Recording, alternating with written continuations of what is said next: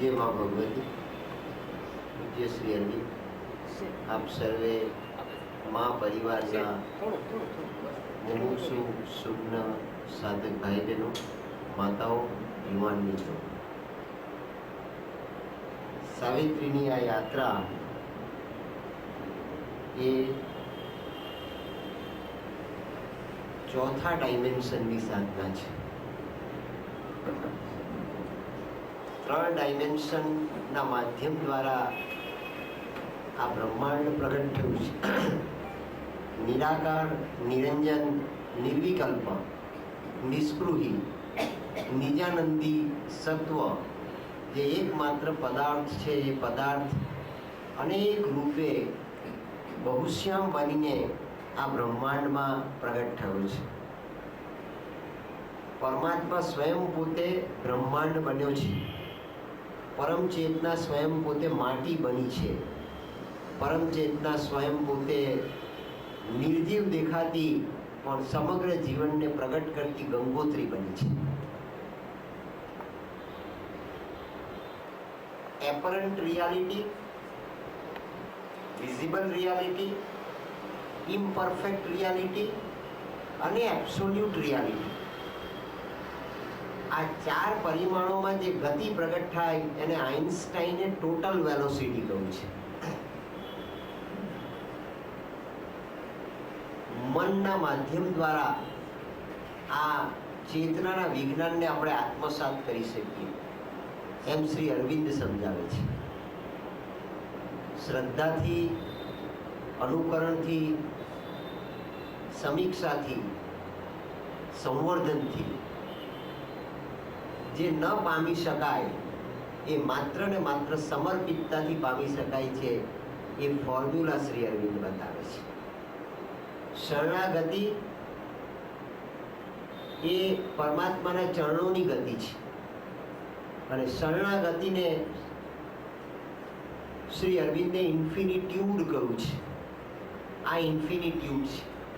શાશ્વતીની અને અનંતની ગતિ પ્રાપ્ત કરવાને માટે આપણે જે ગતિ ધારણ કરી શકીએ એ ગતિ એ શરણાગતિ છે. અને રાજા અશ્વપતિની સાધનામાં શ્રી અરવિંદે બતાવ્યું total surrender was his only strength. આ ટોટલ સરેન્ડર એ જ રાજા અશ્વપતિની એકમાત્ર શક્તિ છે. શ્રી અરવિંદે રાજા અશ્વપતિનો આ યોગ પોતાના યોગ તરીકે પ્રગટ કર્યો અને આપણે માટે મોડેલ એટલા માટે પ્રગટ કર્યું કે આ જીવનમાં આપણે પણ ઓલ લાઈફ ઇઝ યોગ તરીકે આ જ યાત્રા કરવાની છે. ઉત્ક્રાંતિના શિખરને આત્મસાત કરવાને માટે આ શરણાગતિ અને સમર્પિતતા એ માત્ર મન, આત્મા અને આપણા પિંડને આચરવાનો એક આચરણનો ધર્મ છે. સ્વધર્મ કયો કે આપણા જળ, પ્રાણ અને મનનો આ ત્રિવેણી સંગમ, એમાં જે પ્રપોર્શન છે સત્વ, રજસ અને તમસની પ્રકૃતિનું, એ પ્રપોર્શનને પીછાણીને આપણે આપણી પોતાની સ્વગતિનું નિર્માણ કરવાનું. અને જે વ્યક્તિ પોતાના બીઈંગને સેન્ટરમાં રાખીને, આત્મતત્વને કેન્દ્રમાં રાખીને જીવનની સ્વગતિનું નિર્માણ કરે એનું જીવન એ સાધના બની જાય, યોગ બની જાય. અને તેને શ્રી અરવિંદે ઓલ લાઈફ ઇઝ યોગ કર્યો છે. યોગનો કોઈ દેખાવ નથી, યોગનું કોઈ રૂપ નથી, યોગનું કોઈ મોડેલ નથી, યોગનો કોઈ મેથોડોલોજી નથી, યોગની કોઈ શિક્ષા નથી અને યોગની કોઈ આચાર સંહિતા નથી. આપણી પ્રકૃતિમાં જેટલા વિવિધ પ્રપોર્શન છે અને દરેકની પ્રકૃતિ જુદી જુદી અને દરેકની પ્રકૃતિ પ્રતિદિન જુદી જુદી. ગઈકાલે આપણી પ્રકૃતિ હતી તે આજે નથી, આજે છે તે આવતીકાલે નથી, કારણ કે જીવન સદૈવ અને સતત પરિવર્તનશીલ છે. એ સતત પરિવર્તનશીલ જીવનમાં, ગતિશીલ જીવનની અંદર સ્થિતિ જો કોઈની પાસે હોય તો તે માત્ર ને માત્ર આત્માની પાસે છે. અને આત્માની સ્થિતિ અને પ્રકૃતિની ગતિ એ બંનેને સાથે સાથે જીરવવાની, ઝીલવાની, અનુભવવાની જો કોઈ તાકાત હોય કોઈની પાસે તો શ્રી અરવિંદ સમજાવે છે કે તારા મનની પાસે તાકાત છે. મન ચંચળ છે, મન આવું છે, મન આવું છે, મન આવું છે. યોગ ચિત્તવૃત્તિ નિરોધ કહેવામાં આવ્યું. યોગ ચિત્ત નિરોધ નથી કહેવામાં આવ્યું, યોગ ચિત્તવૃત્તિ નિરોધ કહેવામાં આવ્યું છે. મનનું સપ્રેશન કરવાની યાત્રા નથી. પતંજલિએ પણ આ સ્વીકાર્યું, હેમચંદ્રાચાર્ય સૂરીજીએ પણ આ સ્વીકાર્યું. પણ ચિત્તની જે વૃત્તિ છે એ નિર્શન થાય, એનો પરિત્યાગ થાય, ત્યારે પરિત્યાગ કરવાની મનને તાકાત ત્યાં જ પ્રાપ્ત થાય છે જ્યાં મન સર્વાંગી રીતે સમર્પિત થવાને માટેનો પોતાનો નિજી સંકલ્પ પ્રગટ કરે. મનનો સંકલ્પ એ તરંગ નહીં, મનનો સંકલ્પ એ તુક્કો નહીં, મનનો સંકલ્પ એ આઈડિયા નહીં, મનનો સંકલ્પ કિંગ આઈડિયા. અને તેથી આઈડિયાના વિશેષણ તરીકે પણ શ્રી અરવિંદે કિંગ શબ્દ વાપર્યો છે. આ પ્રેયર, આ માસ્ટર એક્ટ, આ king idea can bring the strength of the soul to the force of the transcendent. Magic leverage is suddenly caught and miracle becomes the common rule. આ કોણ કરી શકે? કે તારામાં પ્રાર્થના છે, તું પ્રાર્થના કરી શકે, તું માસ્ટર એક્ટ કરી શકે, તું કિંગ આઈડિયા ધારણ કરી શકે. આ ત્રણમાંથી તને તારી પ્રકૃતિને અનુરૂપ જે પરિમાણ તું સ્વીકારે એ પ્રકારનો તું પ્રયોગ કરી શકે તો શું થશે? મેજિક લિવરેજ ઇઝ સડનલી કોટ. તારું આ મેજિક લિવરેજ, આ ઉચ્ચારણ પરમાત્મા સ્વયં પોતાના હાથમાં લેશે. તું આ ત્રણમાંથી કોઈ પણ પરિમાણની પાત્રતા પ્રાપ્ત કરીશ તો તારા ઉચ્ચારણને ભગવાન સ્વયં પોતાના હાથમાં લેશે. અને આપણું ઉચ્ચારણ અને આપણું સાધન જ્યારે પરમાત્માના હાથમાં મુકાય તે અવસ્થાનું નામ સમર્પણ. એ સમર્પણની અવસ્થા એ જ માત્ર આ પિંડની તાકાત છે, આ પિંડની શક્તિ છે. મન તેનું સ્ટાર્ટર છે. મનથી આ આખા પિંડને આપણે ગતિશીલ બનાવી શકીએ છીએ. અને ગતિશીલ એ રીતે બનાવી શકીએ છીએ કે સ્થિતિને છોડ્યા વગર એને ગતિ પ્રાપ્ત થાય, સ્થિતિથી વિમુખ થયા વગર એને ગતિ પ્રાપ્ત થાય. આઇન્સ્ટાઈને એને હોરિઝોન્ટલ મોબિલિટી કહી છે. મનનો શ્રેષ્ઠ ઉપયોગ કરતા આવડવું જોઈએ. અને મિત્રો, એવો સમય આવ્યો છે અને આપણે માટે 60-70 વર્ષવાળાને માટે જે સમય છે તો બહુ ગણતરીના વર્ષો અને ગણતરીના મહિનાઓ બાકી છે. પણ 25 વર્ષની પેઢીને માટે જે સમય છે પૂરા આયુષ્યનો સમય છે.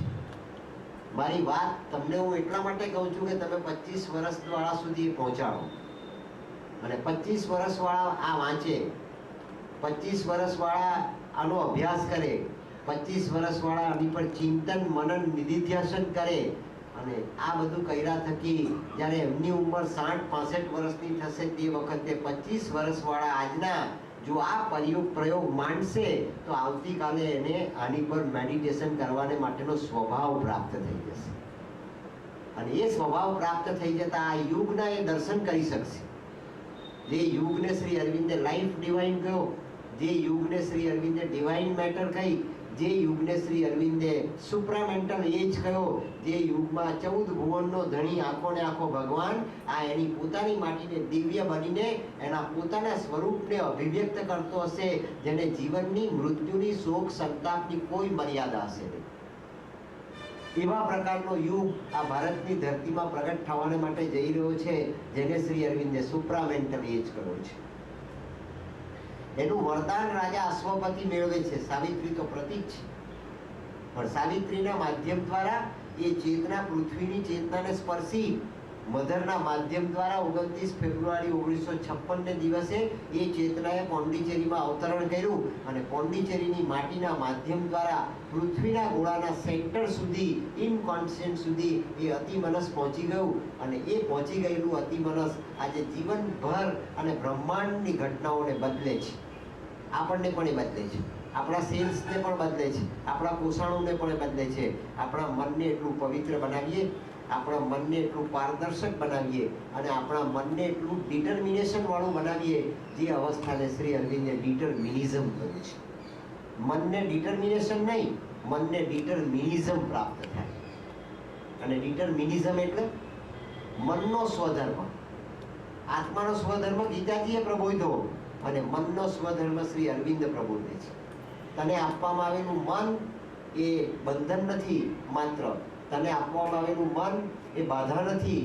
તને મન આપવામાં આવેલું મન એ પરમાત્માનું સર્વશ્રેષ્ઠ સાધન છે. એનો તું સાધન તરીકે ઉપયોગ તો કરીજો. અને શ્રી અરવિંદે તો ત્યાં સુધી લખ્યું કે મનના જેટલા પણ દુર્ગુણ છે, મનની જેટલી પણ વિકૃતિઓ છે એમાં સૌથી મોટી મનની વિકૃતિ અહમ છે, ઈગો છે. માય વોચ ઇઝ કરેક્ટ, મારી ઘડિયાળ સાચી.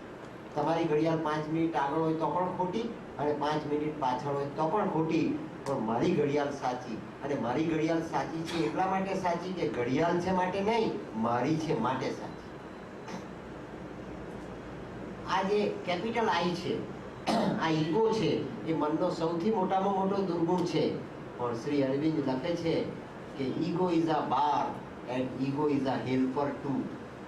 ઈગો એ બાર પણ છે, પણ એ ઈગો હેલ્પર પણ છે. શ્રી અરવિંદનો આ યોગ એ ઈગોને હેલ્પર બનાવવાને માટેની યાત્રા છે. અહમને તમે હેલ્પર બનાવી શકો, તમારા મનને તમારો કમ્પેનિયન બનાવી શકો, તમારા મનને તમે સહવિલિયમ કરવા વહીને માટેનું સાધન બનાવી શકો, તમારા મનને તમે એવો સ્વચ્છ અરીસો બનાવી શકો જ્યાં પાત્ર નિર્મળ થાય, પાણી પણ નિર્મળ થાય, અને પાત્ર અને પાણી બંનેને સ્થિતિ પ્રાપ્ત થાય. આ ચોથા ડાયમેન્શનની સાધના છે. મનના 4 ગુણધર્મો શ્રી અરવિંદે બતાવ્યા. રાજા અશ્વપતિ મનથી મનસાતીતની આ યાત્રા કરે છે, from mind to super mind. અને મનથી મનસાતીતની યાત્રા કરનાર રાજા અશ્વપતિને મનથી ઉપર ઉઠવાની જે ગતિ પ્રાપ્ત થાય છે એ એના સાયકિકને કારણે, એના આત્માના એસેન્ટને કારણે, ઉર્ધ્વગમનને કારણે. માટે શ્રી અરવિંદનો યોગ એ યોગ ઓફ એસેન્ટ છે, અને મધરનો યોગ એ યોગ ઓફ ડિસેન્ટ છે. એ અવતરણની યાત્રા છે.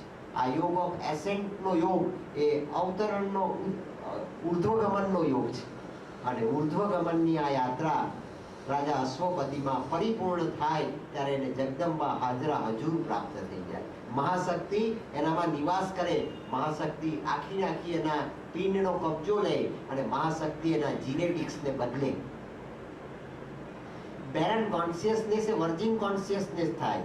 અપુત્રવાન રાજા એ સપુત્રવાન બને. અપુત્રવાન રાજાની ચેતના એ વર્જિન કોન્શિયસનેસ અને વર્જિનિટીને પામે. આ બધું સાથે સાથે બદલાય, અને બધું સાથે સાથે બદલાય ત્યારે બધાના સર્કિટમાં જેટલી પણ ગતિ પેદા થાય એ ગતિને શ્રી અરવિંદે નામ આપ્યું છે ટોટલ વેલોસિટી. આઇન્સ્ટાઈને માત્ર 2 વેલોસિટી પ્રગટ કરી, horizontal velocity and vertical velocity. Shri અરવિંદે ટોટલ વેલોસિટી પ્રગટ કરી છે. એ વિજ્ઞાન આપણે જોઈશું. મનના 4 વિધર્મ શ્રી અરવિંદે પ્રગટ કર્યા જે આપણને ક્ષેત્રે છે. મનનો પહેલો ગુણધર્મ છે, મનની લાક્ષણિકતા છે. ગુણધર્મ કરતા પહેલી લાક્ષણિકતા છે મનની ડીકોન્સન્ટ્રેશન. એ કશા પર સ્થિર થઈ શકતું નથી, એ કોન્સન્ટ્રેટ નથી કરી શકતું. એ મનનો પહેલો વિધર્મ છે. મનનો બીજો વિધર્મ છે એટેચમેન્ટ, આસક્તિ. એને જેનામાં આસક્તિ હોય તેનો જે વિચાર કરી શકે, જેનામાં એને આસક્તિ નથી એનો વિચાર કરી શકતો નથી. અને આસક્તિ 2 પ્રકારની છે, એક પોઝિટિવ આસક્તિ અને એક નેગેટિવ આસક્તિ. આપણે આપણા મિત્ર પ્રત્યે, આપણા પ્રેમી પ્રત્યે, આપણી પ્રેમિકા પ્રત્યે, આપણા સંતાનો પ્રત્યે, આપણા આપ્તજનો પ્રત્યે અને આપણા મામકા પ્રત્યે આપણે જે ભાવ પેદા કરીએ છીએ એ પોઝિટિવ આસક્તિ છે. અને આપણા દુશ્મનનો જે સતત 24 કલાક સ્વપ્નમાં પણ વિચાર કરીએ છીએ એ નેગેટિવ આસક્તિ છે. જગતમાં બધું ભૂલી શકાય, દુશ્મન ભૂલી શકાતો નથી. એ આપણને સદૈવ યાદ રહે. એ નેગેટિવ આસક્તિ પણ છે. આસક્તિ એ એટેચમેન્ટ. ત્રીજો ગુણધર્મ, ત્રીજી લાક્ષણિકતા શ્રી અરવિંદ સમજાવે છે કે મનની ત્રીજી લાક્ષણિકતા છે કન્ડિશનિંગ. એ કન્ડિશનિંગ કરે છે. આમ થાય તો આમ થાય, આમ થાય તો આમ થાય, આમ થાય તો આમ થાય. અને આપણા 365 દિવસ આમ થાય તો આમ થાય, આમ થાય તો આમ થાય એમાં જ પૂરા થઈ જાય.